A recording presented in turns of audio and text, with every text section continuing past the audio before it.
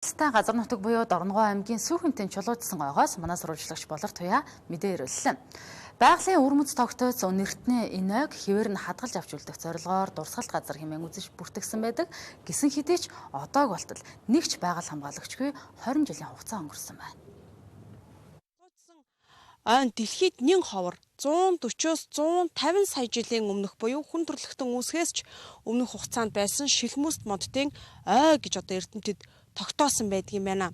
Тэгэхээр энэ нь дэлхийд нэг ховор Монголд одоо ганц байгаа нь говьоос бид чулуучсан модтыг олон одоо харж болох хэдий ч ойн ийм суурийг бол харах нь зөвхөн эндээс одоо харах боломжтой байдаг юм.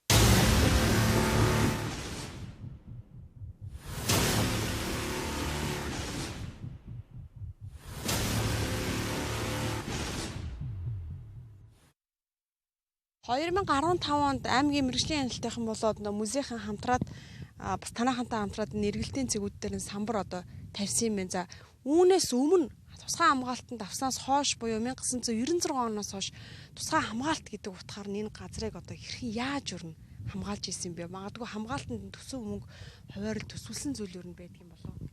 За энэ улсын тусгай хамгаалалттай Сүүхэнтэн чулуудсан үед бол одоо тусгайлан манай сум орон нутагт тосовч суулгаад байгаль орчны байцаагч юм уу эсвэл байгаль хамгаалагч бол томилж бол ажиллаагүй.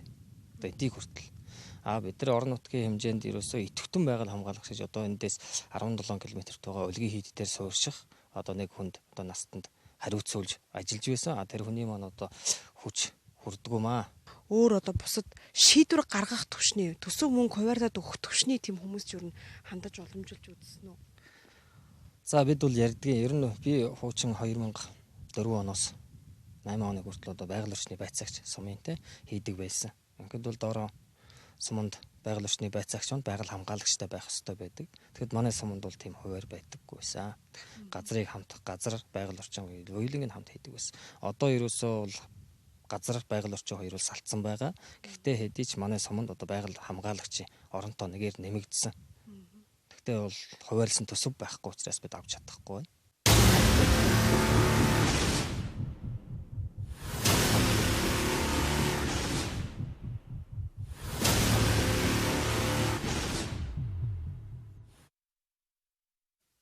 Соёлын өвөг хамгаалах тухай хуулинд зааснаар сумын багийн засаг даргаас эхлээд аймгийн дарга хүртлээр соёлын өвдөө санаа тавих үүрэгтэй.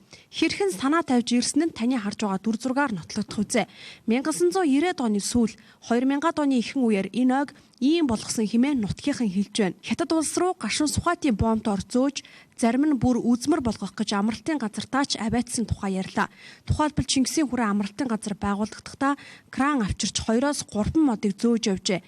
Хин зөөж хаана байгааг нь мэддэгч арга хэмжээ авч чадалгүй өдийг хүрсэн байна. Харин мандах сумын удирдлагууд чулуудсан ойг хамгаалуулахаар нэлээд хөөцөлдсөн тухайга бидэнд ярьлаа. Дорногов аймгийн Артын хаданд хэрэгжиж байгаа Денвер 100 төслийнхэнд Сүүхэнтэн чулуудсан ойг хамгаалж өгөхийг хүссэн хүсэлт илгээжээ. Тэд хүсэлтийг хүлээн авч 4-р сарын 1-ний өдрөөс эхлээд өөрсдийнхөө санхүүжилтээр 1 жилийн хугацаатай байгаль хамгаалагч ажилуулахаар гэрээ байгуулжээ. Сүүхэнтэн чулуудсан ой яагаад ийм болсон тухай бид нэвтрүүлэг бэлтгэж байгааг үзэгч та удахгүй үзээрэй.